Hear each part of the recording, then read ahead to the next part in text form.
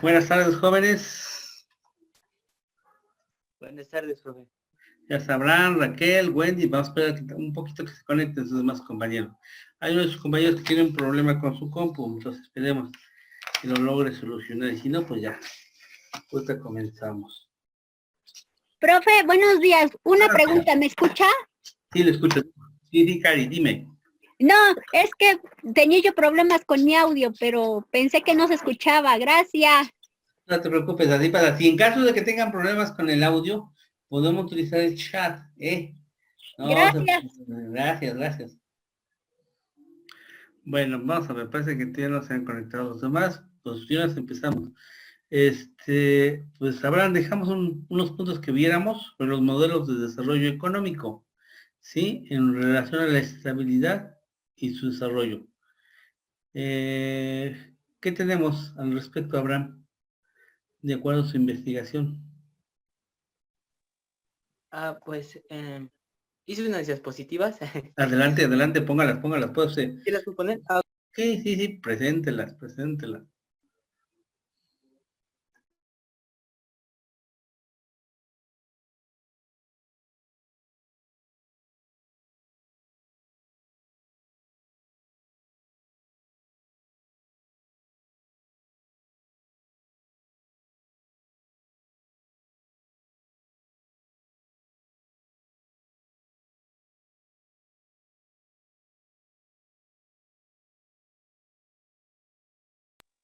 Un momento, profe. Es que como estoy desde mi celular.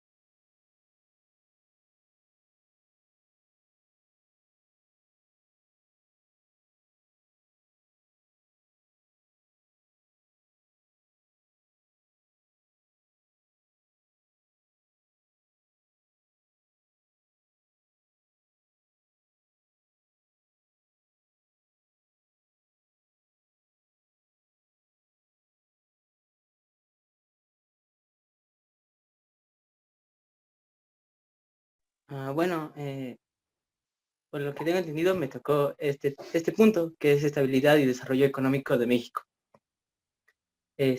Pues lo que investigué, este tema es un poco más conocido como vi que tenía la fecha de 1940, estuve investigando y pues se le conoce más como el milagro mexicano, este desarrollo y estabilidad económica que surgió en México. Se le llamó así porque pues caracterizó un gran crecimiento y hubo un gran sostén y un cambio hacia la formación de una nueva nación moderna y industrial. Pues los objetivos de esta estabilidad y desarrollo económico era elevar el nivel de vida de la población, el ingreso nacional y el Producto Interno Bruto, aumentar ese ingreso, diversificar la economía lo más posible y la más a prisa posible, que quería decir que es pues aumentar la economía para la población, la industrialización, que pues el país fuera más industrial, una industria básica, y impulsar, este punto es el más, como que más importante, que es impulsar las políticas proteccionistas de la economía junto a la liberalización del mercado interno, que era solamente que lo que México producía internamente lo podían consumir ellos, por lo que entendí.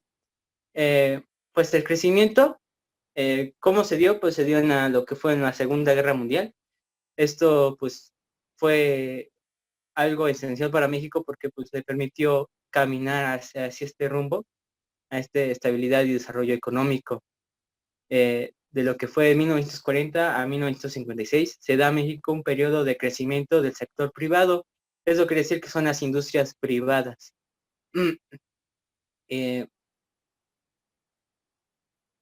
se dio este crecimiento en las industrias, pero no, pues no había un cierto, ¿cómo podríamos decir? Eh, Era algo sin desarrollo, ya que el número de las industrias del país solamente aumentaba, pero no, pues no en la economía. Apenas empezaba este crecimiento para México en su estabilidad. Eh, Podemos encontrar que bueno, el personaje o el presidente que estuvo en este asunto fue pues Manuel Ávila Camacho, el que empezó todo este movimiento o pues esa estabilidad económica durante su mandato.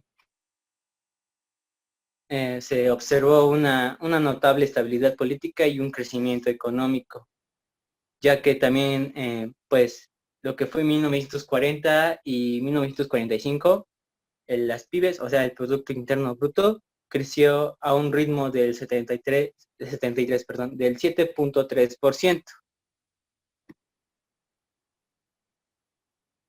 Eh,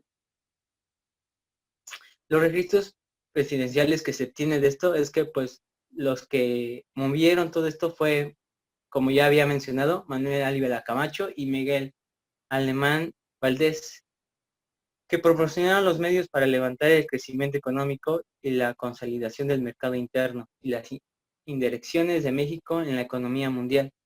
O sea que trataron de equilibrar los crecimientos económicos y así obtuvieron una actividad industrial de un registro vigoroso del crecimiento. Después México pues tuvo un crecimiento no solo pues de afuera hacia adentro, sino tuvo un crecimiento de hacia adentro, perdón, que fue entre 1956 a 1970. La economía mexicana giró 180 grados. Pues esto pues impactó mucho a lo que fue el país, eh, ya que pues como dio un giro de 180 grados, eh, esto quería decir que México debía producir lo que consumía, o sea, tenía que estar produciendo y consumiendo, porque estaba creciendo a grandes pasos en la economía. Eh, También podemos decir que la tasa de crecimiento del Producto Interno Bruto alcanzó su mayor potencial en 1947 y 1952, un promedio anual del 5.7, con un gran crecimiento con la producción de la energía eléctrica, el petróleo y también las industrias y las manufacturas y de construcción, basado en un dinamismo del sector industrial, contrayendo la estabilidad de precios, ajustándose a los problemas productivos y financieros por los que pasó el país. También, pues, el crecimiento industrial fue en el periodo de 1940 a 1970, manteniendo un ritmo de crecimiento sustentable. Pues, en cierto punto, pues, vemos que, bueno, por lo que voy y lo que investigué, vemos que México, pues, le estaba yendo muy bien en el sector económico y estaba teniendo una estabilidad económica. Pero lo que pasa es que aquí solamente era una bomba de tiempo para que pues esto tuviera consecuencias, porque México solamente, por lo que entendí, se concentró solamente en movilizarse internamente en las industrias, no exteriormente. Y pues no tenía pues no había competencia entre las demás empresas o las demás industrias. Entonces trajo consecuencias. Pues las consecuencias que trajo pues fue el desarrollo de empresas sin competitividad con el exterior, que les impidió consultarse a través de la exportación hacia mercados extranjeros. Esto pues trajo varios problemas, impidiendo el crecimiento de una verdadera industrialización moderna e independiente. Es lo que quería alcanzar México. Quería ser un país industrializado, pero pues como no trabajó hacia los mercados externos, pues esto contrajo, pues trajo inflación hacia las pymes y pues un límite. El término de este milagro o esta estabilidad de desarrollo económico se terminó en 1970. A pesar de los avances durante el periodo histórico, la sociedad mexicana empezó a sufrir altos niveles de inflaciones con un tope del 18%, y la producción industrial alcanzó un límite con la política de su situación de importaciones. Cuando se relegó la existencia de un déficit social, el Estado aumentó el gasto público y estancó los ingresos. Así se sentaron las bases para la crisis de 1976, una enorme deuda externa con contracción de la inversión privada y una moneda devaluada. Es cuando empezó el peso mexicano a decaer, porque pues no solo porque no solo explotaban sus productos, sino que pues había corrupción entre los mismos políticos y las industrias privadas. Y pues eso fue todo lo que investigué. Gracias, Abraham. Fíjate que hay algo interesante. México tuvo un periodo, y yo tomé en consideración estos siguientes puntos. En 1940 a 1970, 30 años en los cuales el México estaba creciendo, pero desafortunadamente tuvimos un gran problema. Que en una diapositiva manejas proteccionismo.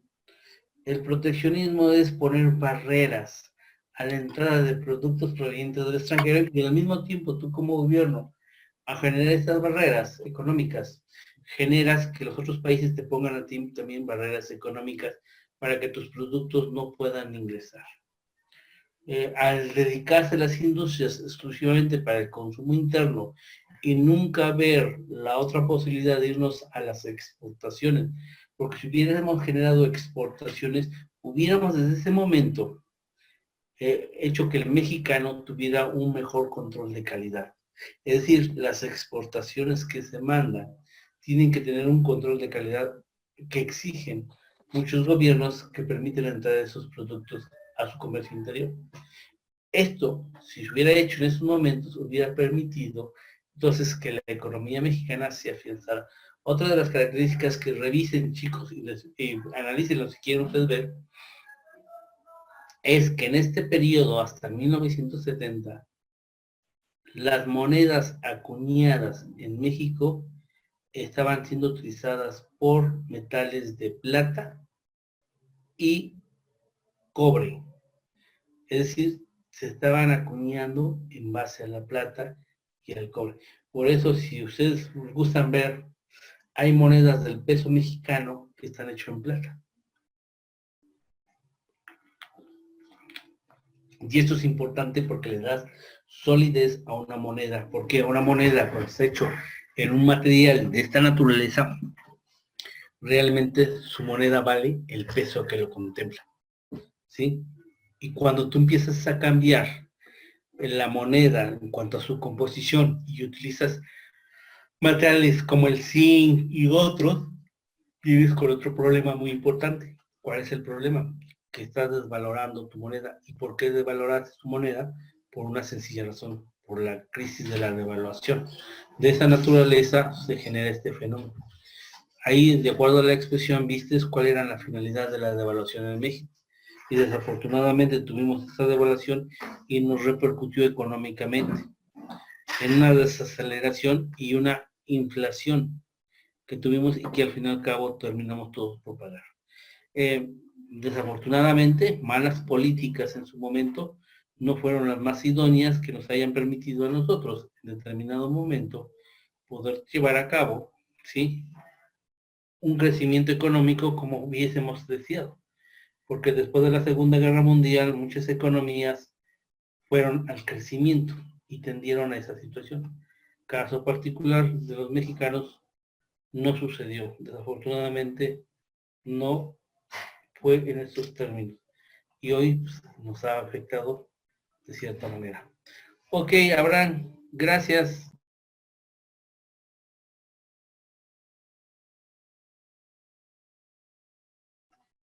Perdón, Juan Carlos, ¿ya estás en línea?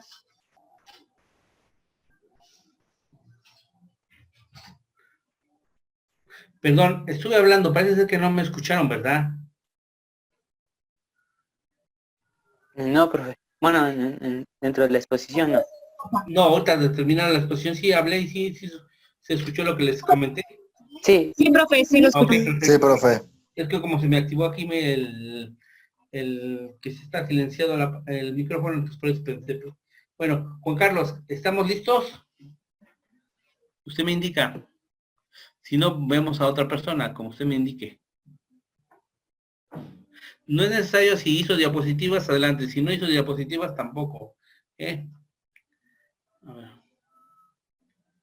Ok, no te preocupes, Juan Carlos. Me está diciendo que tu compu no termina de reiniciar y está en la... Ok, entonces me voy con Juan Carlos, dejamos y vamos a ver. Miguel, ¿cómo andamos? Ya podemos, ¿Qué tal, profe? ok, Miguel. ¿Podemos presentar su exposición? ¿Hizo diapositivas? Bueno, lo hice como un video. Ok, pues no hay problema. Cualquier material, todo es bueno. La innovación es importante. Adelante, Ok. proyéctelo para que lo veamos. ¿Te parece? Sí. A mí me tocó la sustitución de importaciones. Sí. Ah,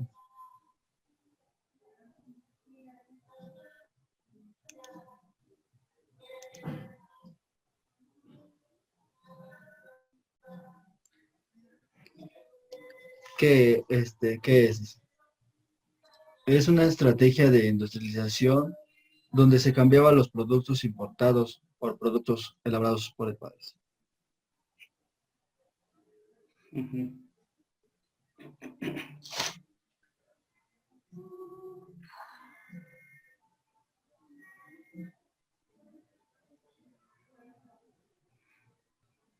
¿Cómo surgió este modelo? Eh, lo voy a leer todo, profe, porque Sí, sí, para mí adelante. es importante. Este modelo surgió como consecuencia de la Segunda Guerra Mundial, esto debido a la Gran Depresión por la que se encontraba el país. Al igual también surge por los problemas de la balanza de pagos de los países subdesarrollados y su deseo de industrializarse. El gobierno, para impulsar nuevamente la economía, reorienta el proyecto de desarrollo nacional, dando lugar a una estrategia de industrialización a la cual se le conoce como el modelo de sustitución de importaciones.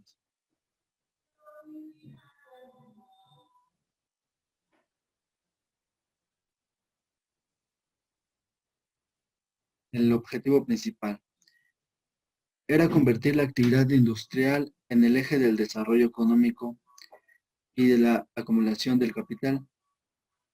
Así se podía pasar de una economía en agricultura y minería a otra en la que la industria pudiera proveer el mercado interno. Además de que en las exportaciones se estableciera una variedad de productos agropecuarios.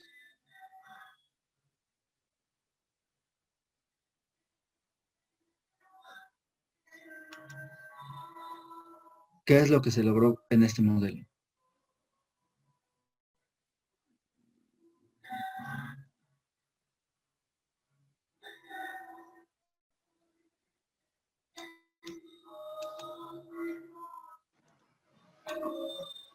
Eh, Se logró acelerar la inversión industrial, además de establecer un control de los precios del mercado, como acceso al financiamiento y a las importaciones. La expansión de este modelo se relacionó directamente con el comportamiento de la economía mundial. Y eso fue lo que yo investigué, profe. Gracias. Está bien. Vamos a ver. Hablando sobre las importaciones. Es algo interesante hablar de este tema de importaciones. Cuando los países, y hablamos de países como el mexicano, que se considera desarrollado, se presenta con el problema en que es alto el número de importaciones, generamos una gran déficit en nuestra moneda. Es decir, que nosotros, los que importamos, tenemos que pagar en dólares o en la moneda bajo la cual se haya realizado la transacción económica para realizar esta importación. Y entonces de esta manera convertimos nuestros pesos a la moneda bajo la cual se va a pagar. Y esto genera una devaluación, una depreciación de nuestra moneda. Si, por ejemplo, nosotros pagamos, un hipotético en este momento, 100.000 millones de dólares en materia de importaciones en un año, y nosotros nomás llegamos a exportar 40.000 millones de dólares, tenemos un déficit de 60.000 millones de dólares. Esos 60.000 millones de dólares, el Banco de México no los tiene en su reserva. Esta cantidad tendrá una cantidad menor a lo que estamos hablando. Entonces lo que pasa es que el Banco de México tiene que comprar estos dólares. Y al comprarlos, como está la oferta y la demanda, como tú vas a comprar, vas a pagar un poco más. Y ese pagar un poco más, por ese dólar, se desliza nuestro peso y empieza una devaluación. ¿Sí? Por eso en los países que están altamente económicamente fuertes, porque sus exportaciones son su principal rubro, la entrada de divisas, ya sea por varias personas que estando en otros países regresan y retornan sus capitales, porque puede ser que tengamos empresas que están radicando en varios lugares y su matriz está aquí en México, entonces estos ingresan en dólares y a la compra del dólar se paga un precio muy diferente a la venta. Entonces se compra un dólar barato, se incrementa la reserva, cuando es necesario hacer transacciones a través de dólares, con las reservas se puede hacer el canje. De esta manera nuestro peso se mantiene un poco estabilizado. De hecho, una de las políticas que maneja el Banco de México es que cuando tengamos un problema de deslizamiento del peso mexicano frente al dólar, lo que hace el Banco de México es retira dinero en circulación. Al retirar ese dinero, lo que busca es controlar la devaluación del peso. Son sistemas económicos que se manejan de esta forma, pero aquí lo más importante es que nosotros debemos ser más, en nuestro interés es hacer más exportación que importación. Ahora, lo más triste y lo más lamentable en México que se está dando es que estamos haciendo importaciones de productos que en México antes era altamente competitivo. Y un caso particular, y lo voy a comentar, no sé si quieren, pueden ustedes buscarlo y documentarlo, es que, por ejemplo, México a nivel nacional y a nivel internacional llegó un tiempo en ser el primer productor de flor de cempasúchil. Y la flor de cempasúchil tiene un colorante. No sé si han visto que agarran la flor y se les pega como amarillito en las manos. Pues ese amarillito, sí, ese polvo, lo utilizan para las granjas avícolas, ¿sí? Para que les den color al huevo, ¿sí? México se encargaba de exportar esto. Desafortunadamente cayó la exportación y hoy los chinos son los que están haciendo este tipo de sembradío de las flores de cempasúchil, pero ellos no para la comercialización ni para que sea ornato, no, para obtener este pigmento natural y poder venderlo a las industrias, ¿sí? Avícolas.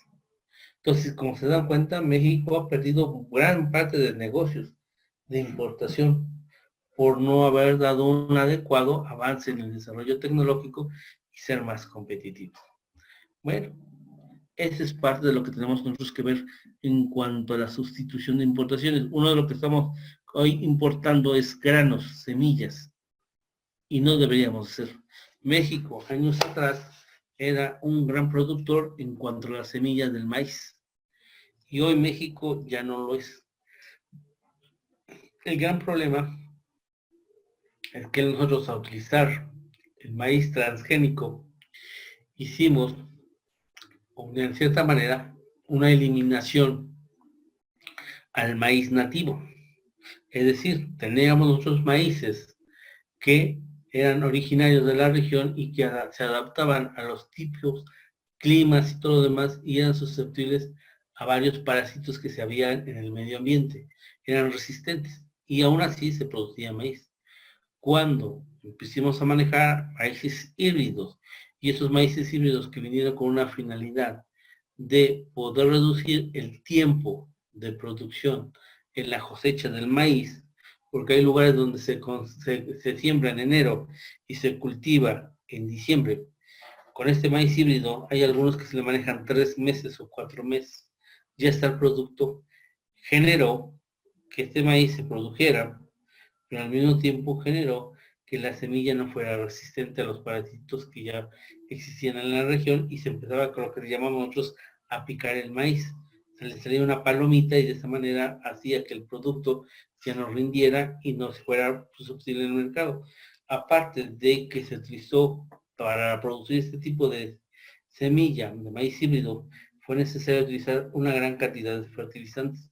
Estos fertilizantes erosionaron los nutrientes naturales de la propia tierra y por lo cual entonces generamos campos áridos.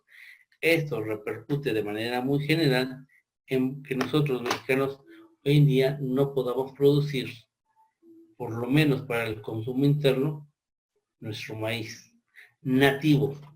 Estamos produciendo maíz, pero de una manera transgénico y que de otra forma sí daña a la salud del ser humano.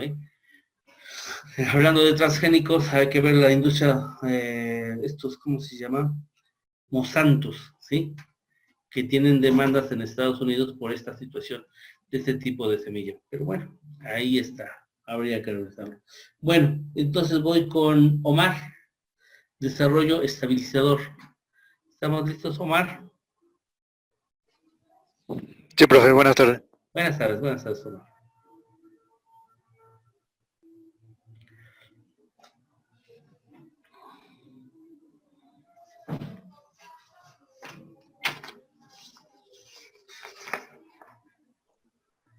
Bueno, a mí me tocó lo que es desarrollo estabilizador en México.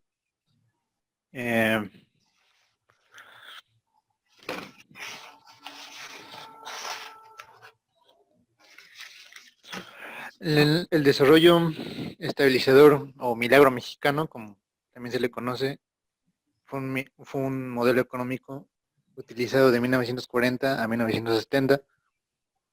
Sus bases fueron en la búsqueda de estabilidad económica para lograr un desarrollo económico continuo. Se refiere a mantener la economía libre de topes como la inflación, el déficit en la balanza de pagos, devaluaciones y demás variables que logran estabilidad macroeconómica. Como se aquí indica, inició en 1940, se caracterizó por ser un crecimiento sostenido y fue el cambio de la formación de una nación moderna e industrializada. Y a los presidentes a quienes les tocó este periodo fue Manuel Ávila Camacho, Miguel Alemán Valdés, Adolfo Ruiz Cortines, Adolfo López Mateos y Gustavo Díaz Ordaz.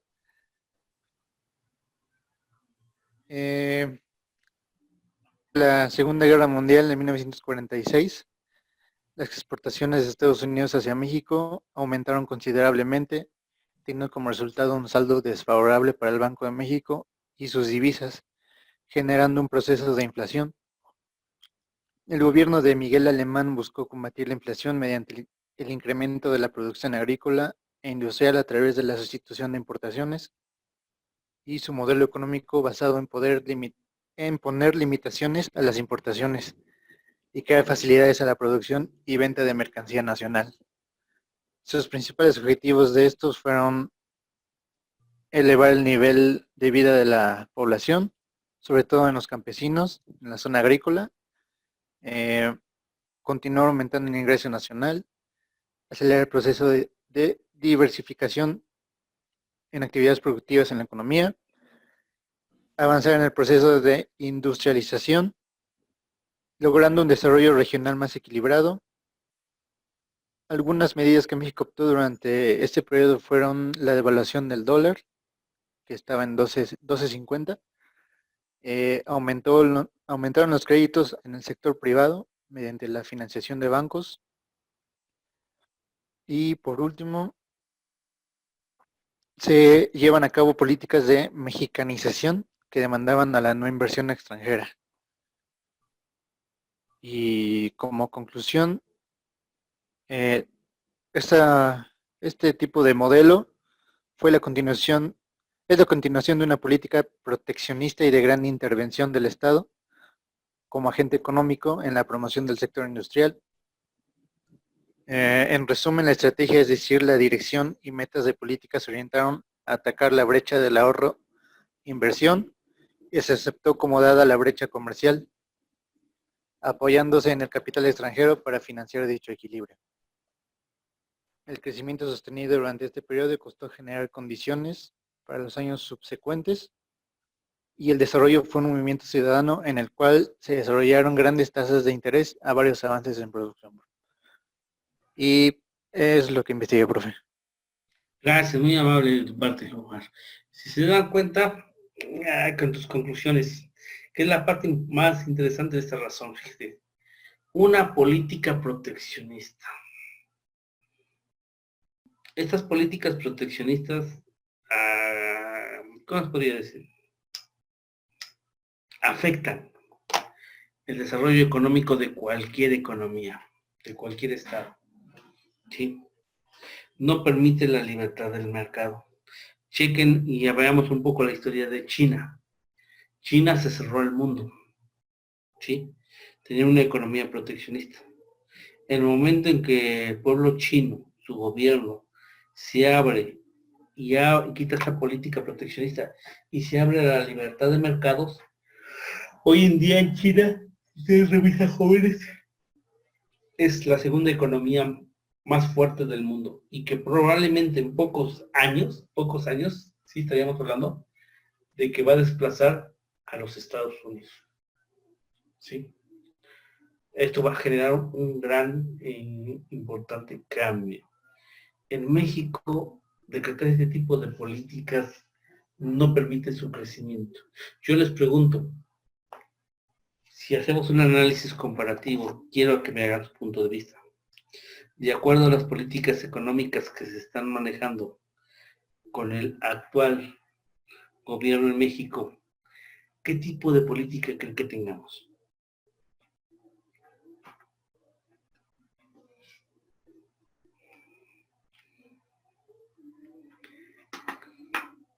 ¿Quién quiere comentar?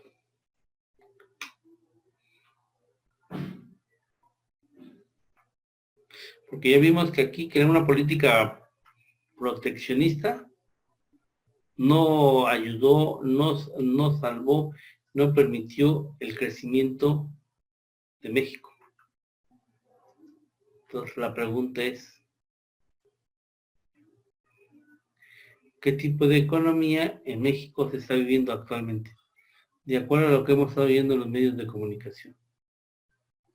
¿Y cuál sería su impacto?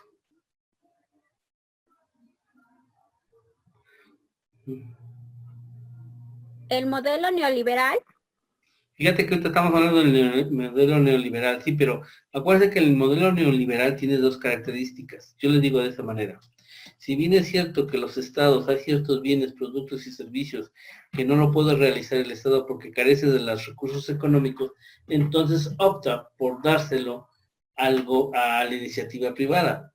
Pero para esto la iniciativa privada tiene que tener también ciertas reglas de juego en el cual no debe tener totalmente la autonomía ellos en ciertas decisiones, sino que debe de tomar en consideración al gobierno. Rápido, voy a manejar esta situación. El gobierno de China, si bien China es comunista, pero China está hablando de una situación interesante. Todas las empresas que lleguen a establecerse dentro del territorio de China, el gobierno chino les pone una regla. Y la regla es la siguiente. ¿Quieres invertir aquí? ¿Quieres crear tu empresa transnacional? No hay ningún problema. Se va a hacer, pero con capital chino, que equivale al 51%, y el 49% es de tu capital extranjero. ¿Qué quiero decir? Si tú llegas, te estableces acá y en cualquier momento dices que me voy, retiro mi capital, no hay ningún problema. El gobierno se queda con esta empresa, te paga el 49% de tu inversión y te puedes retirar. Pero de esa manera no generamos la fuga de capitales y no generamos un desempleo y un daño económico al desarrollo interno en este país. México, al igual que otros países, desafortunadamente, no aplican este criterio. Es decir, permiten que las iniciativas privadas, los inversionistas privados, que a veces son capital extranjero y no capital mexicano, toman reglas muy importantes en el juego. Por ejemplo, en el sector industrial viene una empresa americana y una de las reglas que tiene esta empresa, que es inversionista, dice: voy a invertir tantos miles de millones de dólares aquí, voy a generar empleo, voy a generar todo esto, ¿sí? Pero tu gobierno, ¿qué me vas a dar? El gobierno le va a dar infraestructura, le va a dar exenciones fiscales, y el gobierno mexicano también le condiciona a que durante 20 años la tecnología que trae este sector industrial extranjero que se establece en México, no puedan los mexicanos generar un desarrollo tecnológico similar a la tecnología que trae este inversionista.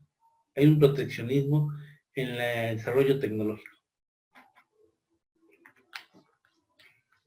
Y entonces generamos ahí sí un gran problema para el desarrollo en la economía en México.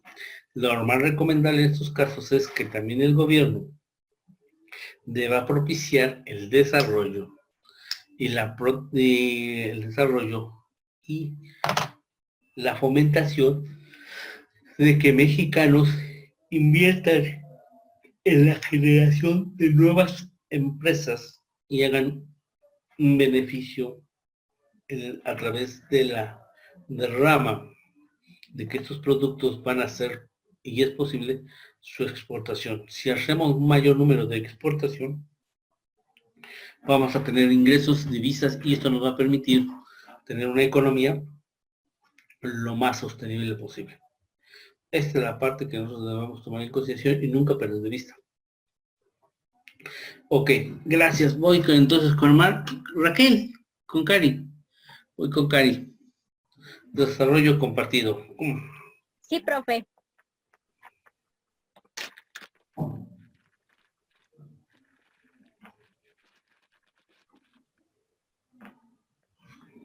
¿Ya puede verla? Sí, ya. Sí, se ve. Está muy bien, Cari. A mí me tocó el modelo de desarrollo compartido. ¿Qué es? Es una iniciativa del presidente Luis Echeverría Álvarez, la cual pretendía distribuir la riqueza y devolverle la estabilidad al país. Lo hemos visto en las exposiciones de nuestros compañeros anteriormente. El milagro mexicano y todo lo que México había construido se vino a terminar en la etapa de 1970, 1976, con el sexenio de Luis Echeverría Álvarez. Una de las principales desventajas de este modelo fue que hubo desequilibrio económico, al igual que impidió el crecimiento y puso también fin al flujo de inversión. Todo lo que se había estructurado y se había buscado llevar a cabo durante mucho tiempo, desde 1940, con los modelos ya mencionados, se terminó. Tomemos en cuenta que también fue, aunque en 1968 fue el movimiento estudiantil de Tlatelolco, entre Gustavo Díaz Ordaz y este presidente, decían que ambos habían tenido la culpa. Entonces, una de esas consecuencias negativas también tuvo que ver ese movimiento. Lo que buscaba el desarrollo compartido era generar más empleos, distribuir recursos, mejorar la calidad de vida, superar la inclusión social. Para él lo que era más importante era el sector obrero y el sector de los campesinos, tratando de que supuestamente se dejara atrás todos los modelos económicos y así poder desarrollar el modelo de distribución de bienes, que todo fue una mala jugada porque no nos benefició en nada. El siguiente objetivo fue aprovechar los recursos naturales y reducir la dependencia del exterior. Aquí México fue donde pidió prestado, endeudándose, y también surgieron los términos como la inflación. La inflación fue en aumento a los pasados sexenios que se mostraron.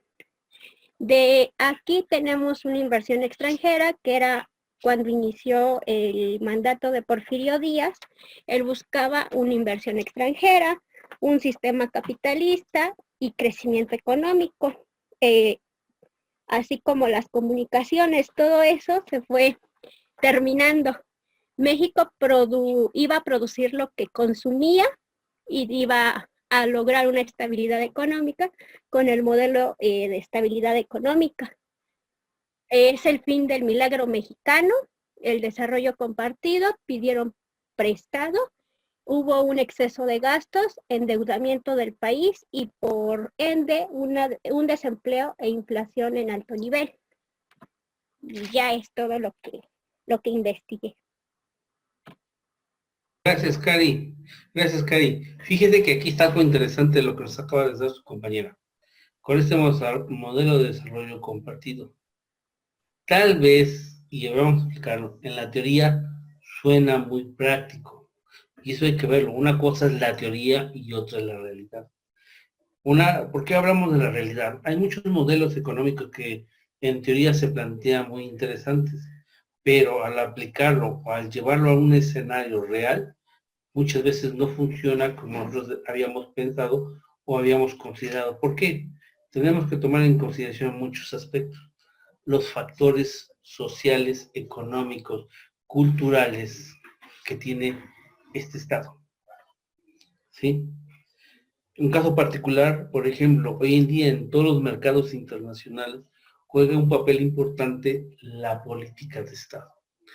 Es decir, si un país en su política interna es estable y es de crecimiento y da credibilidad, esto permite a su vez que los inversionistas, tanto nacionales como extranjeros, puedan realizar y llevar a cabo mayor inversión. Al tener mayor inversión generamos un factor importante que es generamos fuentes de trabajo.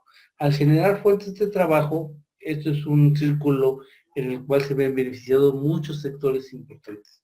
Primero, se contrata a mano de obra mexicana, ya tiene un salario, un ingreso, beneficia a su familia y al beneficiar a su familia, estas familias empiezan a tener un gasto que va a generarse en el gasto de la comunidad, en el lugar donde está residiendo, y a su vez esto permite que el Estado mexicano tenga ingresos vía impuestos, vía seguridad social. ¿Sí? Y esto nos permite entonces a nosotros también, si esta empresa, el producto que maneja puede hacerse a través de exportaciones, va a generar que el producto sea pagado en otra moneda y al ingresar al territorio mexicano, ingresen dólares, se compre más baratos y se convierta en peso mexicano. Sin embargo, el problema con estos inversionistas extranjeros es que al fin del año se llevan sus ganancias y hacen la conversión de pesos mexicanos a dólares, y es cuando se lleva. Ahora, con el movimiento del 68,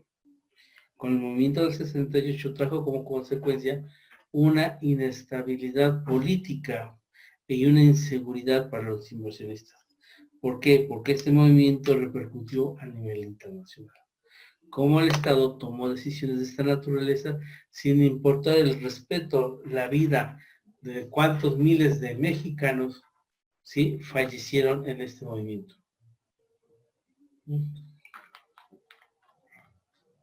Y esto lo repercutió y generó una inseguridad económica.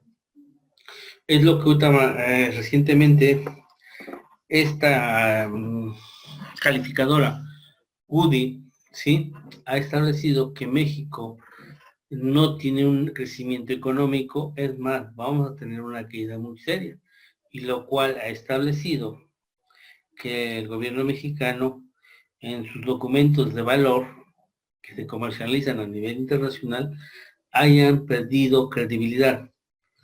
Es decir, no es garantía hoy comprar la deuda mexicana a través de sus instrumentos de valores, que son el petrobono, el udibono, el CETES, entre otros.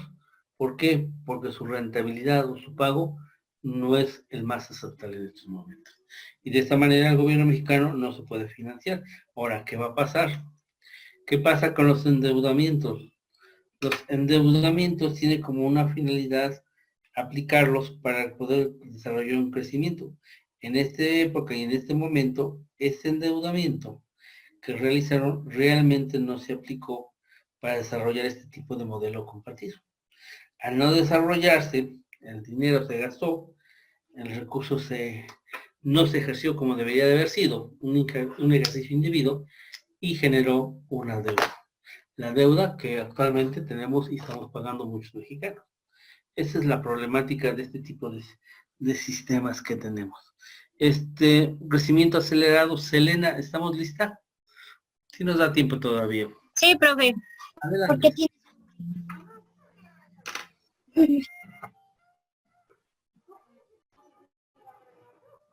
¿Ya pueden ver mi pantalla, profe? Ah, ya está bien, gracias, ya se ve. Adelante. Bueno, a mí me tocó lo que es el crecimiento acelerado. Sus características, pues como nos menciona, es el modelo de crecimiento económico acelerado. Fue el modelo económico que se llevó a cabo en México durante el sexenio de 1976 y 1978. Como nos mencionan mis compañeros anteriormente, en este mandato, pues fue el presidente José López Portillo. El objetivo de este modelo consistía en brindar un mínimo de satisfacción a los trabajadores, pero sin perturbar los intereses financieros de las compañías. Uno de los eventos económicos financieros de mayor relevancia durante este sexenio fue el descubrimiento de yacimiento de petróleos en el país.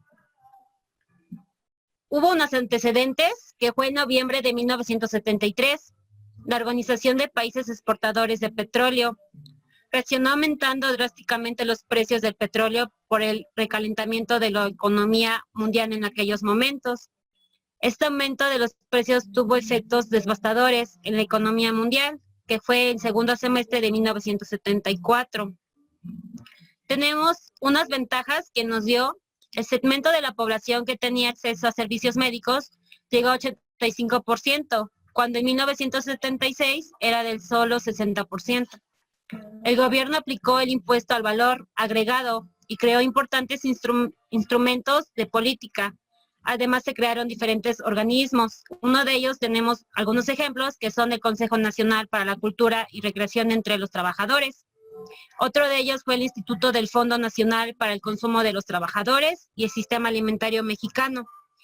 Pero también en ese tiempo nos mencionó que la inversión privada y pública creció entre 1978 y 1982, que fue una tasa del 15% anual en términos reales, que fue otra de sus grandes ventajas.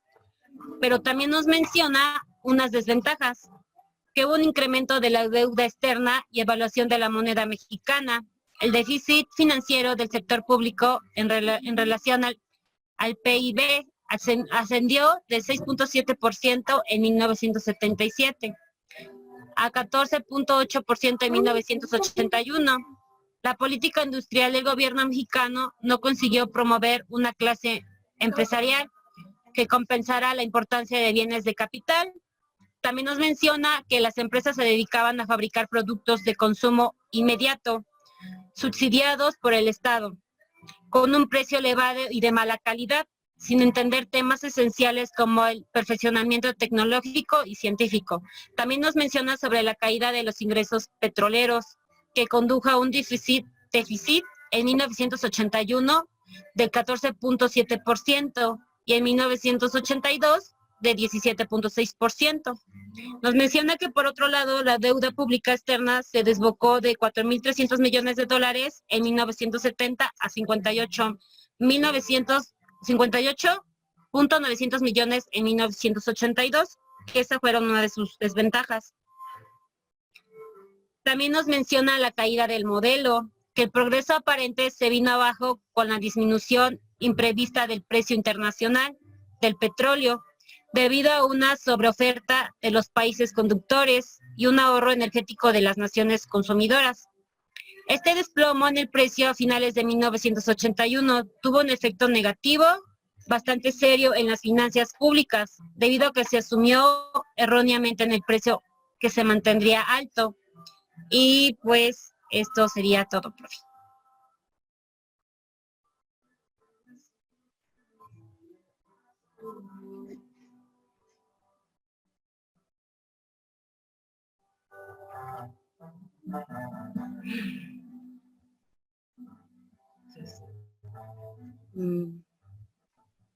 En este ¿Me periodo, escuchan? Ah, sí, perdón, profe. no te preocupes.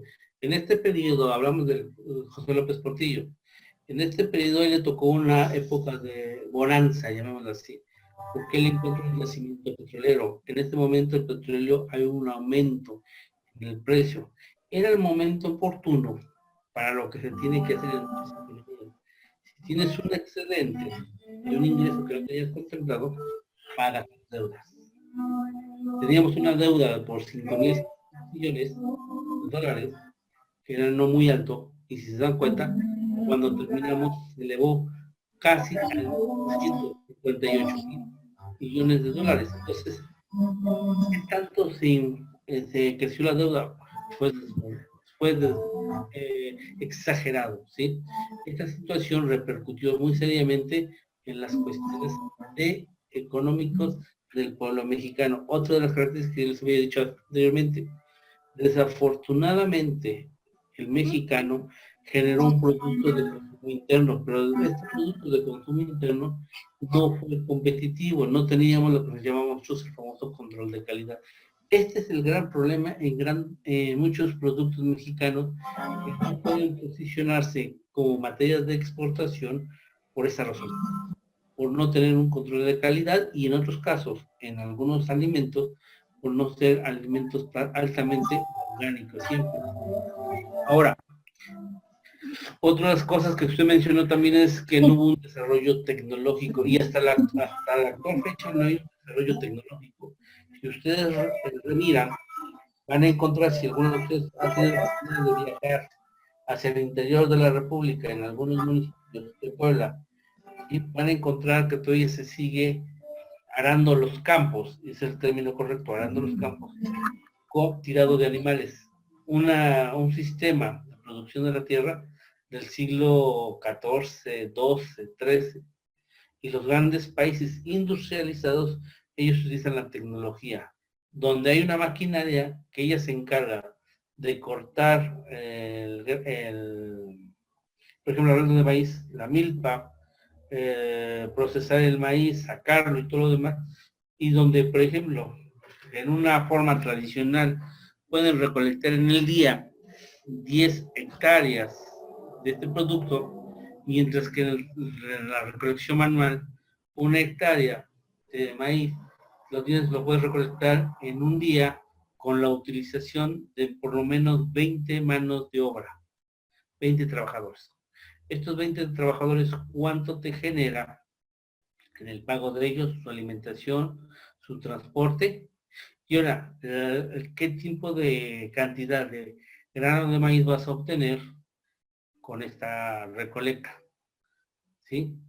Muchas veces son más altos los gastos, llamemos los costos, que lo que has obtenido de este producto. Y entonces tienes pérdida. Por eso el campo mexicano, hoy en día, con la tecnología que tenemos arcaica, es sumamente no costeable. No, si gustan, pueden buscar un video en internet donde nuestro presidente actual aplaude mucho a un joven que está utilizando a través de un molino tirado por un caballo con una excelente tecnología e innovación. Esta tecnología data de los siglos XIV, XV y XVI. Hoy en día tenemos que tener otro tipo de tecnología que realmente sea más competitiva y que nos genere mayores utilidades. Bueno, por cuestiones de tiempo, chicos, hasta aquí nos quedamos con Selena. Me queda pendiente Wendy, Valeria, y eso lo veríamos en la próxima sesión. La próxima sesión tenemos examen, ¿eh? Entonces, en estos días, espero que para más tardar el lunes, les envío un cuestionario muy sencillo, muy práctico y muy ágil para que puedan ustedes hacer su examen en plataforma, ¿sí? Nos estamos viendo el próximo sábado para su examen. Si son tan amables, me envían sus diapositivas a mi correo electrónico, por favor. Profe, yo no tengo su correo. Sí, Bueno, profe, está en la plataforma. Ajá, sí, ok. mi pregunta. Rápido, si mejor súbanlo a la plataforma. Ustedes pueden subir sus diapositivas a la plataforma Moodle. Si lo pueden, háganlo. Si no lo pueden hacer, entonces me lo envía a mi correo y yo lo subo. Mi correo es el siguiente. Es M. Sí, profe, Mande. si quiere yo se los mando, yo lo tengo. Ahorita se los mando al grupo. Perfecto, gracias, Cari. Mándale mi correo y ahí está. Ya Sí, sé que lo profe. puedo subir a la Gracias, Raquel. plataforma. De Ok, nada. excelente Profe. fin de semana. Dígame usted. Con el cuestión del cuestionario, ¿lo va a mandar por WhatsApp? Lo voy a mandar por los dos medios, por WhatsApp y lo voy a mandar por correo del módulo. ¿Sí? Ah, Para ok. que tengas a la mano.